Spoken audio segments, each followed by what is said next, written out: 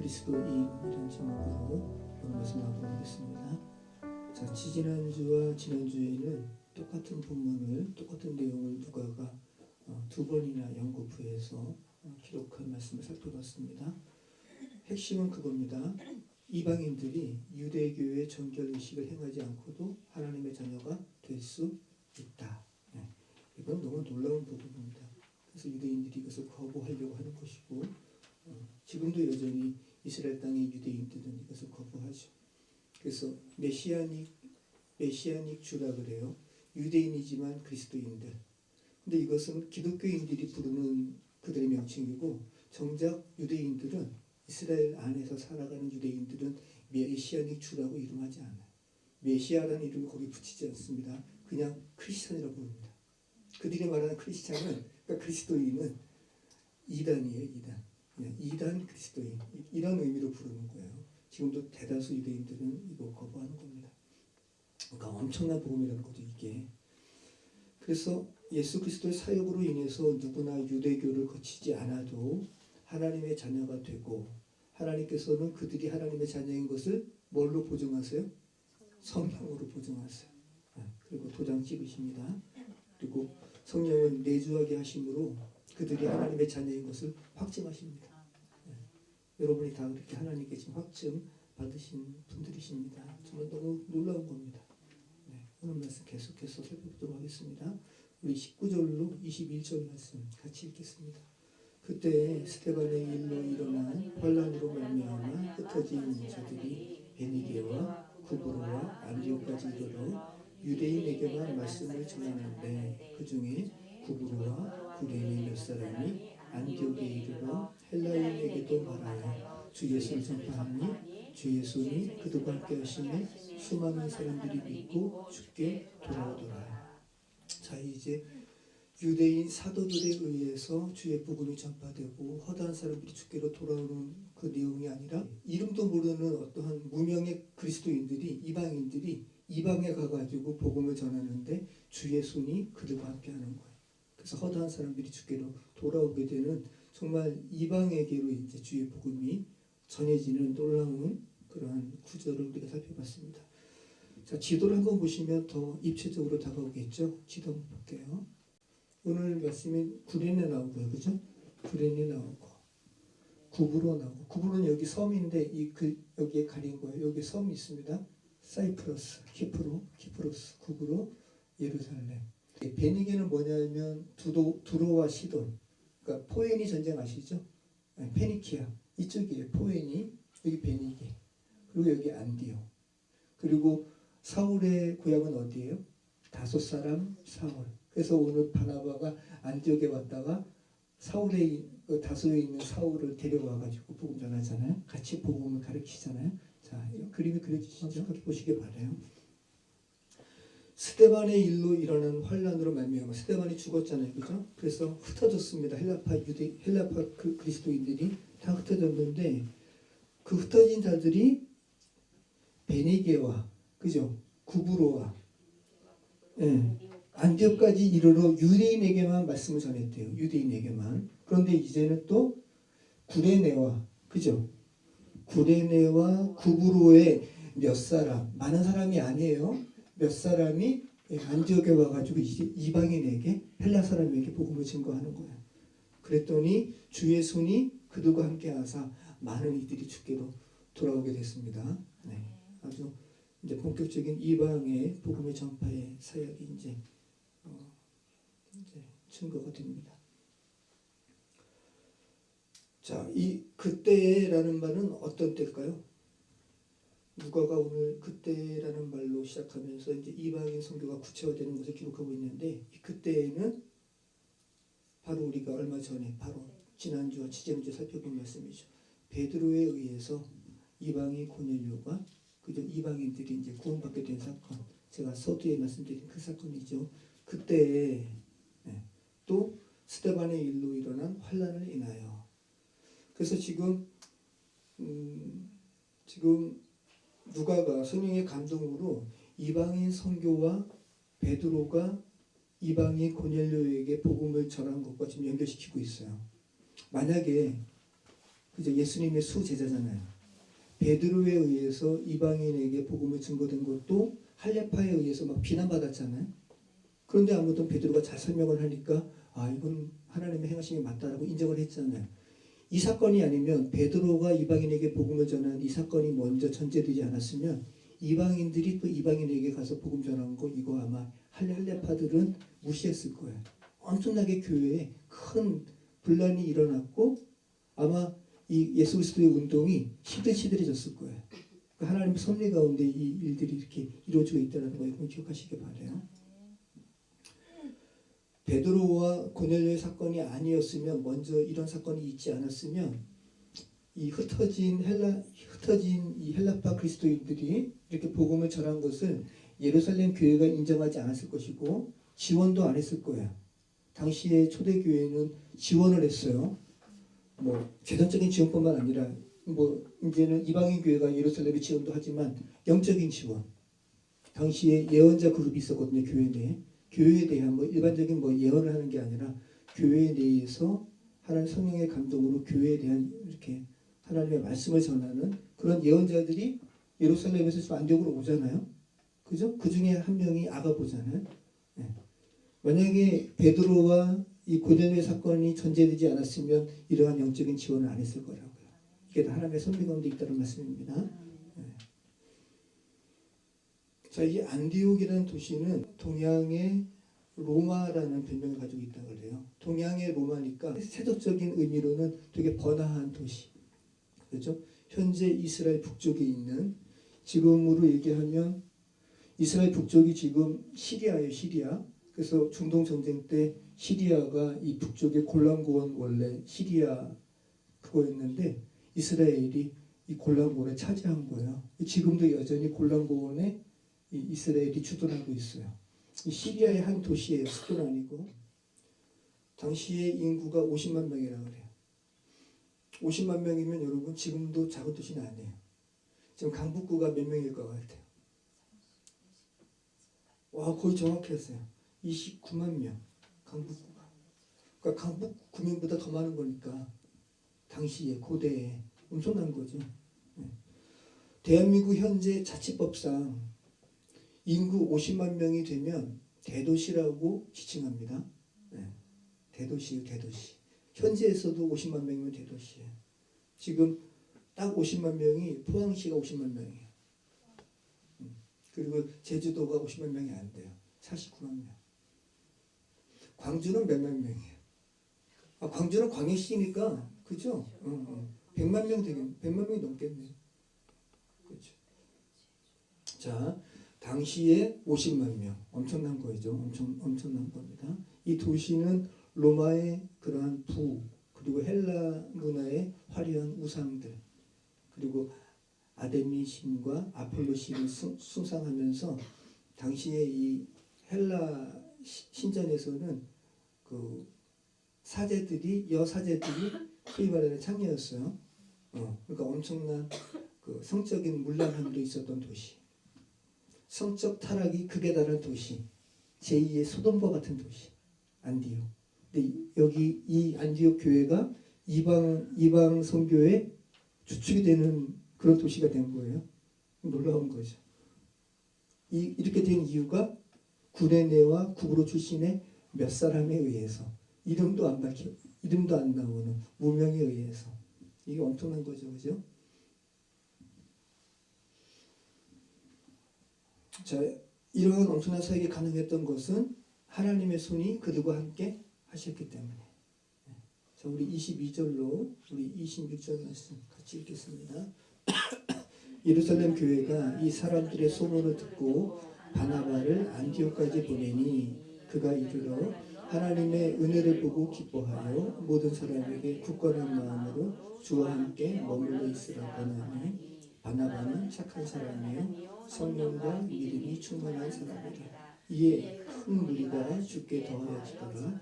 바나바가 사울을 찾으러 다소에 가서 만남에 안디옥에 데리고 와서 둘이 교회에 1년간 모여 있어 큰 무리를 가르쳤고 제자들이 안디옥에서 비로소 그리스도인이라 일컬음을 받게 되었더라.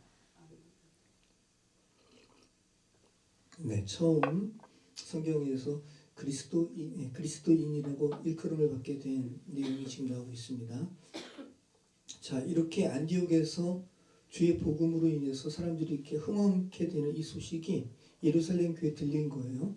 그래서 예루살렘 교회가 이것이 과연 하나님의 역사인지 확인하러 사람을 보내는 거예요. 누구를 보내요? 바나바. 네. 자, 그러니까 주님의 교회가 이렇게 확인의 과정을 거쳤다라는 거예요. 예루살렘 교회는 얼마 전에 베드로와 요한을 어느 도시에 보냈죠? 우리 같이 읽어봤잖아요. 어디에 보냈어요? 사마리아에 보냈잖아요. 사마리아에 보내가지고 빌립의 사역을 조사했어요. 한번 읽어볼까요? 다시 한번 기억 더듬어 보세요. 사도행전 8장 12절로 17절. 그래서 거기 마술사 시몬이 그죠? 성령 돈 주고 성령 받게 해달라고 하다가 베드로한테 혼나잖아요. 자, 한번 같이 읽어볼게요. 사도행전 8장 12절로 17절.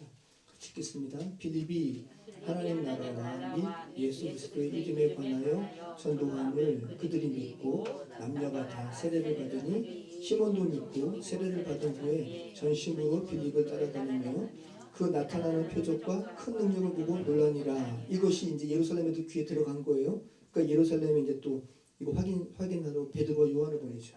그죠? 예루살렘에 있는 사도들이 사마리아도 하나님의 말씀을 받았다 함을 듣고 베드로와 요한을 보내매 그들이 내려가서 그들을 위하여 성령 받기를 기도하니 이는 아직 한 사람에게도 성령 내리신 일이 없고 오직 주 예수의 이름으로 세례만 받을 뿐이더라. 이 두 사도가 그들에게 안수하며 성령을 받는지라.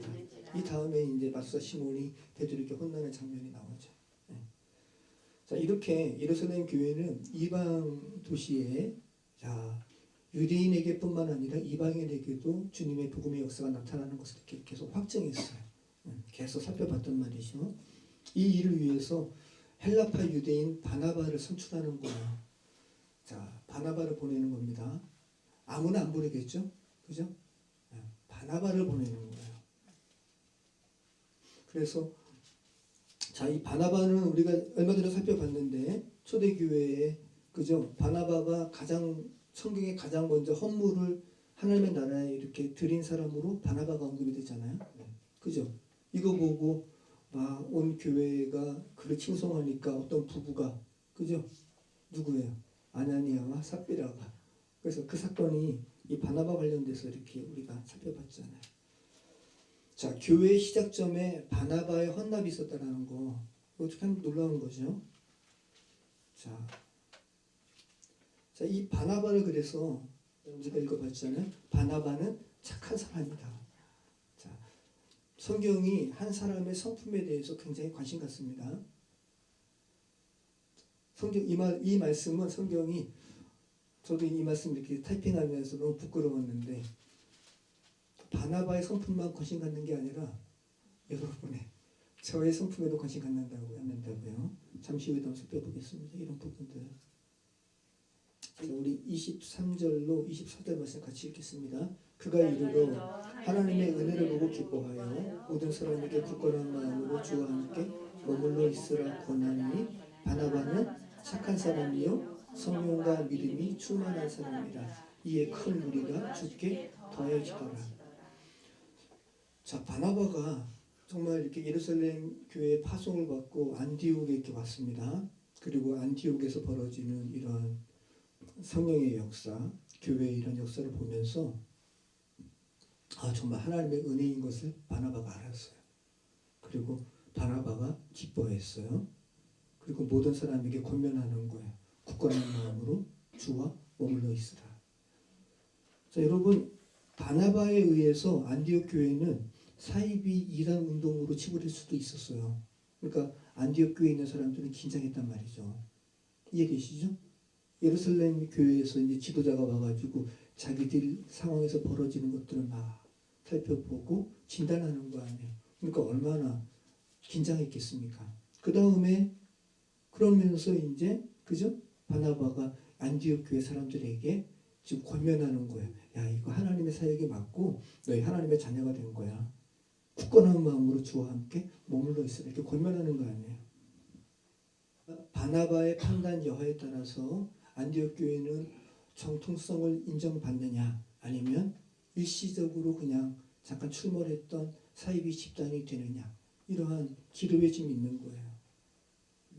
자, 그런데 바나바는 하나님의 섭리와 그죠? 그리고 인간들의 일시적인 어떠한 운동으로 말미암은 것들인지를 하나님의 섭리인지 아니면 인간의 어떤 개입인지를 분별할 수 있는 분별력이 바나바는 있었어요. 왜? 그 안에 성령께서 계시니까 영적 통찰력이 있던 사람이었어요. 그러니까 예루살렘 교회가 그를 파송한 거예요. 자, 그리고 바나바는 정말 하나님의 사람이었기 때문에 안디옥 교회에서 발생하는 여러 일들이 하나님의 은혜로 말미암아 일어나는 일들임을 확신하고는 불안해하는 안디옥 교인들에게 굳은 마음으로 주께 머물러 있으라고 이렇게 권면하는 거예요. 자, 주께 머물러 있으라고 개역 개정은 번역했는데 개역 성경은 붙어 있으라라는 말로 번역했어요. 플러스 메노라는 말이에요. 꼭 매달리다, 유지하다. 너희 하나님께 꼭 매달려 있으라라는 거예요. 네. 그리고 누가는 다시 한번 바나바에 대해서 언급합니다. 우리말로 번역하니까 굉장히 좀 이렇게 나이브한 그런 번역이죠. 바나바는 착한 사람이다. 그죠? 네. 아가도스라는 말인데요. 신실한, 선한, 뭐 이런 부분인데 작가 드린 말씀처럼 성경은 사람의 성품에 대해서 관심 갖고 있다는 거. 그죠? 하나님께서 사무엘더러 사울이 이제 하나님을 버리니까 하나님께서 사울의 그 왕위를 더 이상 계속하기를 허락지 아니하시고 새롭게 기름 부으시죠? 누구를 기름 부으세요? 다윗을. 그러니까 다윗이 7형제의 막내, 그죠? 말체. 그러면서 하나님께서 이제 이세 집으로 가라 그러잖아요. 그래서 이세가 평안을 위해서 오셨나이까 평안을 위해서 왔다 하면서 아들들을 이제 보이게 하는데 다윗은 여기 있지도 않았어요. 그러니까 이세조차도 다윗은 너무 하찮은 거예요. 너무 이렇게 뭐 풍채도 좋지도 않고 그래서 뭐 이렇게 다른 데 가 있었단 말이죠.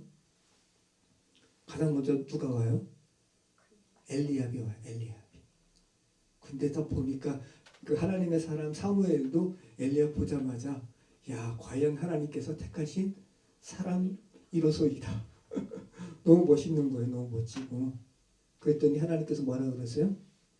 자, 한번 읽어볼게요. 이것만 읽어볼게요. 사무엘상 16장 7절 우리 같이 읽겠습니다. 여호와께서 사무엘에게 이르시되 그의 용모와 키를 보지 말라. 내가 이미 그를 버렸노라. 내가 보는 것은 사람과 같지 아니하니 사람은 외모를 보느니와 나 여호와는 중심을 보느니라 하시더라. 네, 와 너무 그러니까 하나님께서는 사람과 같지 않다라는 거예요. 사람은 겉모습만 보잖아요, 그렇죠? 근데 하나님은 중심을 본다고요. 그래서 하나님께서 이미 엘리압의 중심을 보시고 엘리압의 사람됨을 보시고 성품을 보시고 버렸다고. 물론 이것이 뭐 그의 구원을 의미하는 게 아니죠. 왕이 될 만한 사람은 아니라는 거죠. 그죠?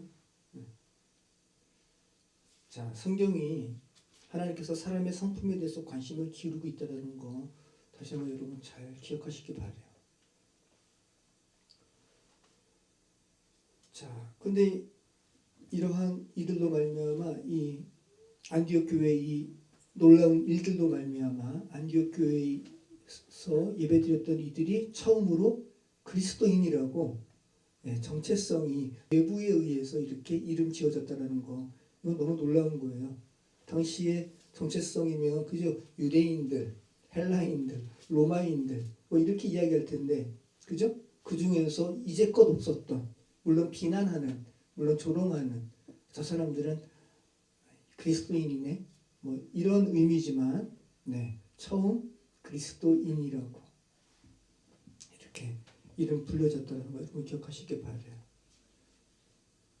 이들은 몰라서 그렇게 이야기한 거지만 정말 하나님을 인식함으로써 이 안디옥 교회에 있었던 사람들은 다 이전까지는 안디옥 사람과 똑같이 신전에서 그렇게 우상 숭배하고 난잡한 그런 행위를 하고 정말 짐승 같은 사람들이었거든요.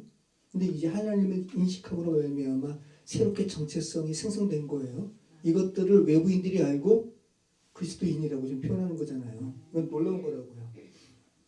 우리 25절, 26절 말씀 같이 한번 읽어보겠습니다. 바나바가 사울을 찾으러 다소에 가서 만남에 안디옥에 데리고 와서 둘이 교회에 1년간 모여있어 큰 무리를 가르쳤고 제자들이 안디옥에서 비로소 그리스도인이라 일컬음을 받게 되었더라. 아멘. 자, 안디옥에서 신자들이 이렇게 급증하니까 바나바가 사울을 기억한 거예요. 바나바와 사울은 이미 이제 안면을 튼 사람입니다. 함께 그곳의 사역을 감당할 사람이 필요했고 마침 안디옥 근처, 그쵸? 안디옥 근처 다소에 머물고 있는 사울을 기억하고 사울을 데려온 거예요. 자, 이 부분 어떻게 이렇게 바나바가 사울과 알게 되고 또 이렇게 다소에 관련된 말씀을 우리가 살펴본 바가 있는데 한번 보시죠. 사도행전 9장 19절로 우리 30절까지 한번 읽어보시죠. 그때 우리 나바테아 왕국하면서 사울과 관련해서 갈라디아서 말씀을 살펴보고 하면서 전체적으로 한번 본 바가 있습니다. 다시 한번 읽어볼게요. 같이 한번 읽어보겠습니다. 음식을 먹음에 강건하여지니라. 그죠? 이게 지금 아나니아 만나서 눈먼 이제 사울이 이제 눈 뜨게 되고 이제 그 이야기죠. 사울이 다메섹에 있는 제자들과 함께 며칠 있을새 즉시로 각 회당에서 예수가 하나님의 아들이심을 전파하니 듣는 사람들이 다 놀라 말하되 이 사람이 예루살렘에서 이 이름을 부르는 사람을 멸하려던 자가 아니냐. 여기 온 것도 그들을 결박하여 대제사장들에게 끌어가고자 함이 아니냐 하더라. 사울은 힘을 더 얻어 예수를 그리스도라 증언하여 다메섹에 사는 유대인들을 당하게 하니라. 여러 날이 지나매 유대인들이 사울 죽이기를 공모하더니 그 계교가 사울에게 알려지니라. 그들이 그를 죽이려고 밤낮으로 소문까지 지키거늘 그의 제자들이 밤에 사울을 광주리에 담아 성벽에서 달아내립니다. 사울이 예루살렘에 가서 제자들을 속이고자 하나 다 두려워하여 그가 제자됨을 믿지 아니하니 바나바가 데리고 사도들에게 가서 그가 길에서 어떻게 주를 보았는지와 주께서 그에게 말씀하신 일과 다메섹에서 그가 어떻게 예수의 이름으로 담대히 말하였는지를 전하니라. 사울이 제자들과 함께 있어 예루살렘에 출입하며 또 주 예수의 이름으로 담대히 말하고 헬라파 유대인들과 함께 말하며 변론하니 그 사람들이 죽이려고 형제들이 알고 가이사랴로 데리고 내려가서 다소로 보내니라. 네. 이렇게 바나바가 사울을 위해서 변론했다는 거예요. 그리고 이제 이게 지금 나바테아 왕국의 아레다 4세에 의해서 그죠?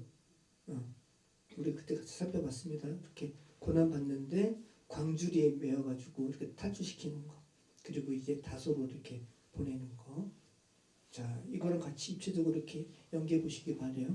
여기 이렇게 다소에 머물고 있었던 사울을 바나바가 데리고 와서 안디옥에서 함께 복음 전하는 거예요. 몇 년 동안? 1년간. 네, 1년간. 그리고 바울은 한 교회에 단기적으로 있지 않아요. 한 번 있을 때 교회가 완전히 이렇게 정말 뿌리 깊게 이렇게 성장했을 때 떠나는 거예요. 그러니까 1년을 이렇게 가르쳤지만 1년 동안 안디옥 교회는 엄청나게 성숙한 거예요. 단순히 성장한 게 아니라. 그래서 그리스도인이라는 말이 여기서 처음 나왔다고요. 자, 그리스도인이라는 말은 크리스티아노스. 그러니까 이제 라틴어를 또 헬라어로 음역을 하고, 자, 의미는요. 그리스도에게 속한 사람. 네, 크리스찬. 여러분이 그리스도인이세요. 한문으로 얘기하면 기독교인인데 의미는 뭐냐면 그리스도에게 속한 사람. 네. 자, 안디옥에서 처음 하나님의 자녀들이 그리스도에게 속한 사람이라고 불렸다는 거예요. 그리고 그러한 결과에는 바나바와 바울의 가르침이 있었다는 것이고, 자, 당시 안디옥의 이교적인 문화권과 또 로마인들과 유대인들에 의해서 저들은 그리스도인이야라고 새로운 정체성을 가진 이들로 불릴 정도로 안디옥 교회의 사람들은 달랐다라는 거예요. 네. 이들이 뭐 이렇게 종교란에 나는 그리스도인이라고 쓰지 않았잖아요. 그죠? 그럼 한번 여러분이 한번 이때로 한번 보신다면 여러분의 어떠한 삶의 행태를 보고 사람들이 이렇게 그리스도인이라고 구별할 만한 그런 모습이 한번 생각해 보시기 바라요. 그런 거 한번 생각해 보시기 바랍니다. 주님께서 부여하신 새로운 생명에 대하여 죄된 세상이 구별하는 이름을 붙일 정도로 다름이 안디옥 교회 사람들은 드러났다라는 거예요. 얼마 전까지 그들도 안디옥 사람들과 똑같이 이교 숭배하던 사람들이었는데, 그죠? 마치 애굽인들이 유대인들을 어떻게 했어요? 토해바했죠. 이스라엘 사람들을 역겨워했죠. 똑같은 거예요. 그죠? 자, 죄된 세상 사람들이 그토록 혐오하는 그리스도인들이 어떤 사람인지 바울이 갈라디아서 2장 20절에서 고백하잖아요. 한번 읽어볼게요. 갈라디아서 2장 20절. 다시 한번 그리스도인의 정체성이 어떤 것인지 한번 보시기 바랍니다. 갈라디아서 2장 20절. 같이 읽어보겠습니다.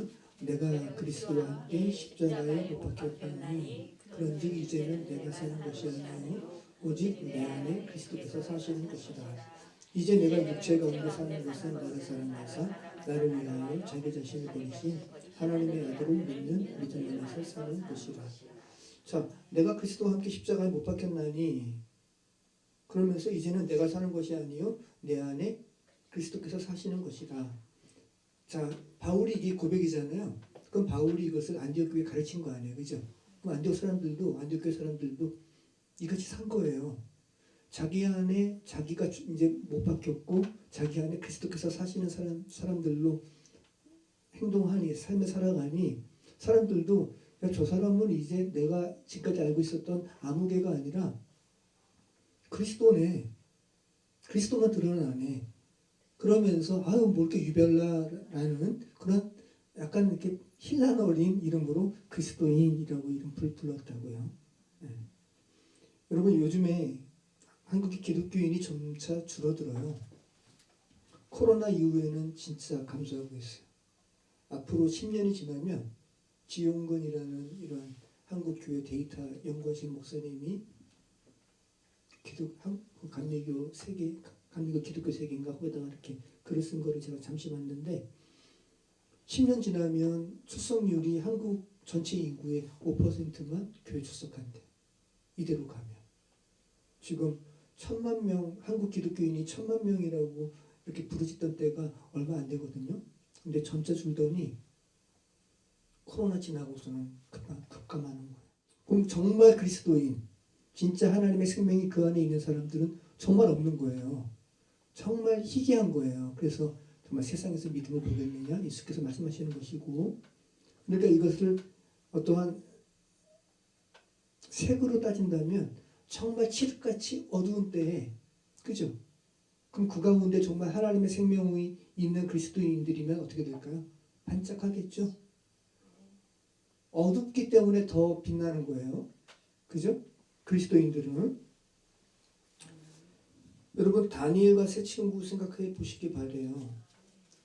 우리가 좀 이렇게 하나님을 믿는 믿음, 하나님의 생명을 가진 자로서 죄된 세상을 살아감에 있어서 분명한 어떠한 이렇게 정체성이 드러날 때 드러나야 돼요.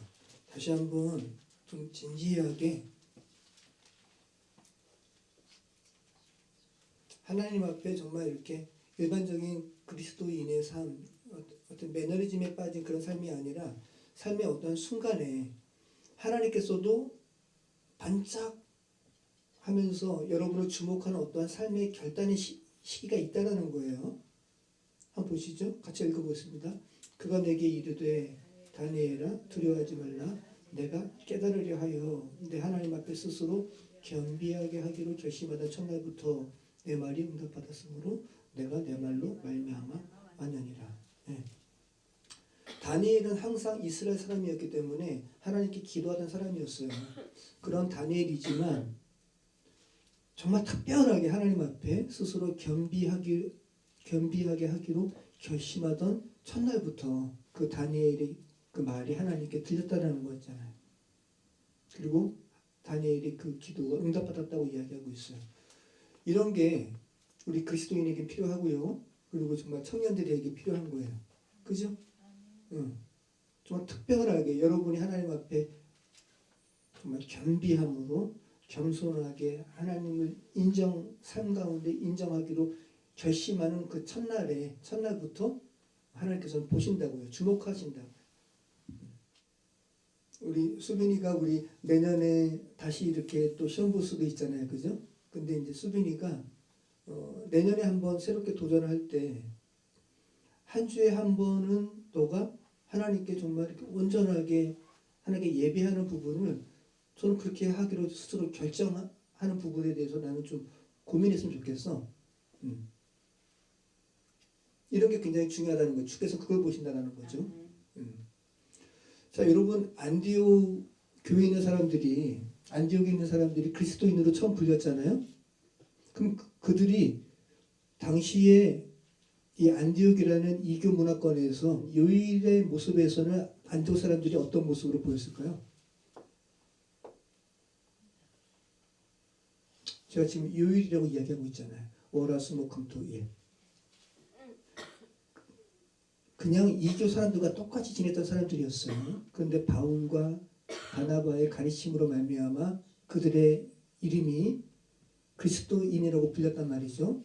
그럼 그들이 삶 가운데 월화수목금토일 할 때 이런 요일의 모습에서 특징적인 모습은 어떤 모습일까요? 유대인들은 안식일을 지키잖아요. 근데 그리스도인들은 주일 지키는 모습이 특징적인 거예요. 그러니까 엄밀히 얘기하면 지금 안식교 지키는 사람들은 안식일 지키는 사람들은 이 의미로 본다면 그리스도인이 아니에요. 그리스도인들은 매일 모여서 예배했다 그러죠. 근데 그 중에서 가장 크게 주안점을 둔 예배는 주일이었어요. 제8일. 예수께서 부활하신 날. 그래서 이 주일날 예배 드리는 것은 최근까지 그리스도인임을 아주 그냥 반증하는 대표적인 어떤 특징적인 모습 중에 하나가 뭐냐면 주일날 예배하는 거예요.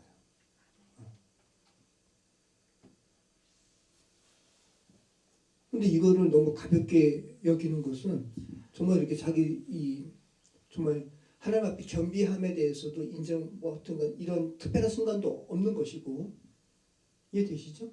네. 이걸 한번 잘 생각해 보시기 바라요.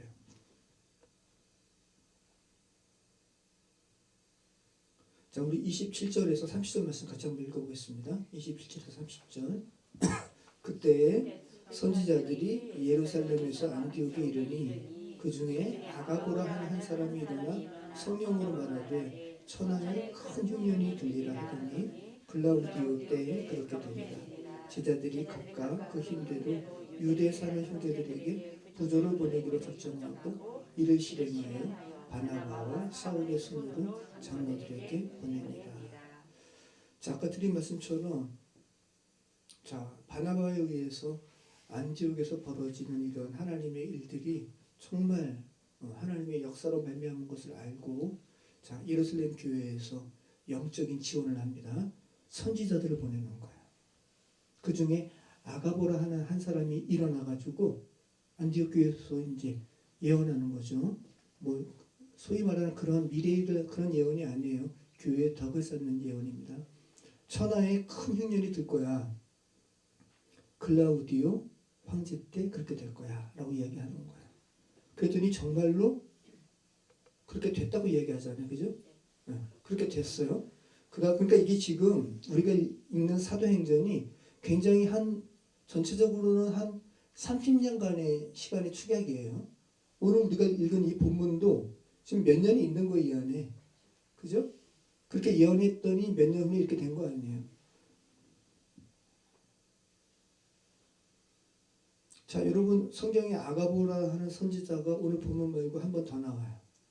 사도행전 21장 8절 이하에 이제 바울이 잡혀가지고 로마로 압송될 때, 그죠? 아가보가 바울의 환란에 대해서 예언하잖아요. 한번 읽어보시죠. 사도행전 21장 8절로 12절.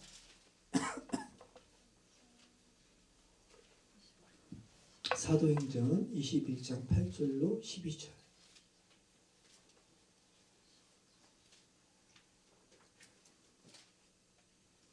자, 같이 읽겠습니다. 이튿날 떠나 가이사랴에 이르러 7 집사 중 하나인 전도자 빌립의 집에 들어가서 머무르니 그에게 딸 넷이 있으니 처녀로 예언하는 자라. 여러 날 머물러 있더니 아가보가 하는 한 선지자가 유대로부터 내려와 우리에게 와서 바울의 띠를 가져다가 자기 수족을 잡아내고 말하기를 성령이 말씀하시되 예루살렘에서 유대인들이 이같이 이 띠 임자를 결박하여 이방인의 손에 넘겨주리라 하거늘 우리가 그 말을 듣고 그곳 사람들과 더불어 바울에게 예루살렘으로 올라가지 말라 권하니. 네, 아가보가 바울이 이제 유대인들에 의해서 압송되게 될 것임을, 로마로 가서 험난한 시간 가운데 있게 될 것임을 성령의 감동으로 이야기하는 거예요.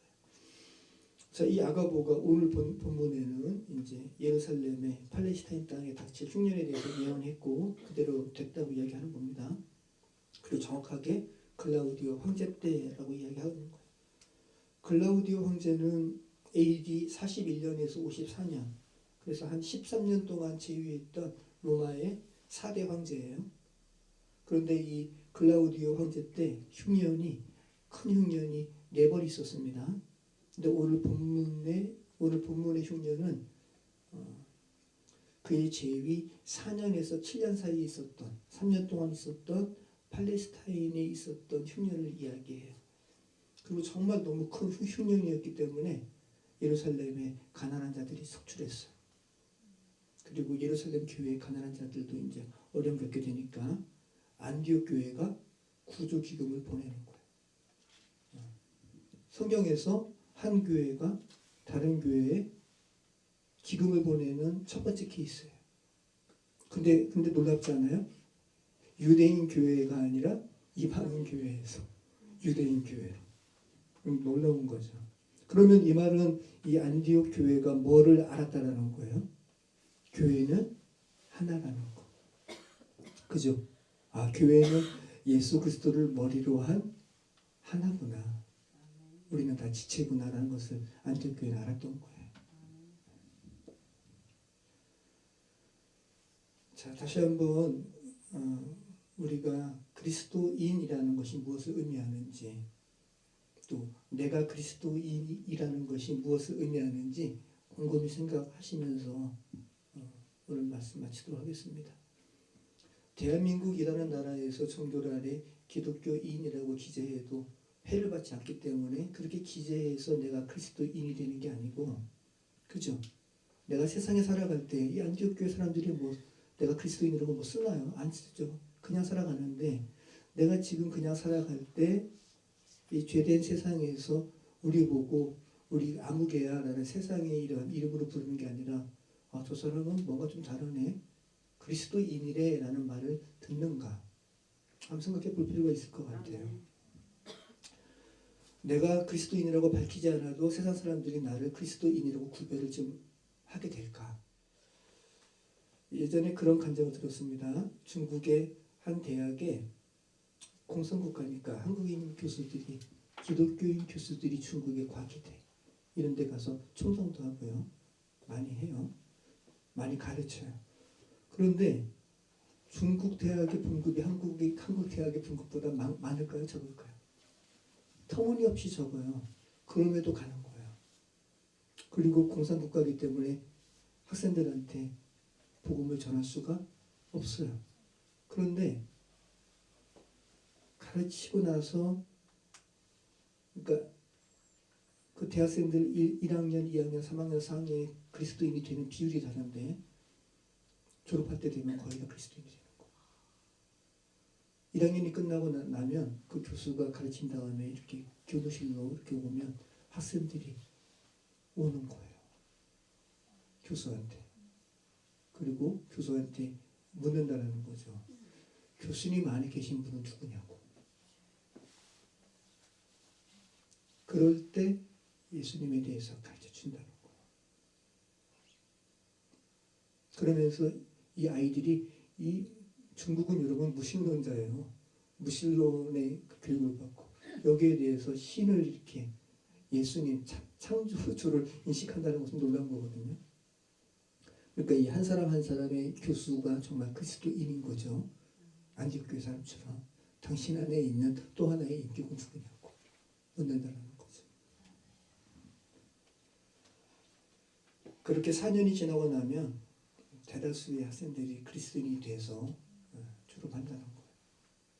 자, 다시 한번 저와 여러분의 삶에도 예수님께서 정말 살아가시는 삶이 너무나 분명해서 사람들로 말미암아 저 사람은 정말 그리스도인이라는 구별됨의 소리를 듣는 그런 인생 되시기를 축원합니다. 기도하겠습니다. 참 좋으신 하나님 감사합니다. 그리스도인이라고 처음 불렸던 것이 안디옥 교회라는 말, 저희가 상식적으로 또 많이 들었지만 이 말이 의미하는 바가 얼마나 무게 있는 말인지 다시 한번 되돌아보게 하시니 감사합니다. 정말 너무 부끄럽고 우리의 모습에서, 저의 모습에서 그리스도인이라는 구별됨을 찾을 수가 없고 여전히 죄된 세상 사람과 하등다를 가운데 저희 삶을 봅니다. 아버지 하나님 은총을 부어주시고 또 구비되게 해주셔서 우리 안에 사시는 예수 그리스도께서 온전히 자신의 정체성을 드러내는 우리의 삶이 될 수 있도록 하나님 축복하여 주시옵소서. 인도하여 주시옵소서. 예수 그리스도의 이름으로 기도합니다.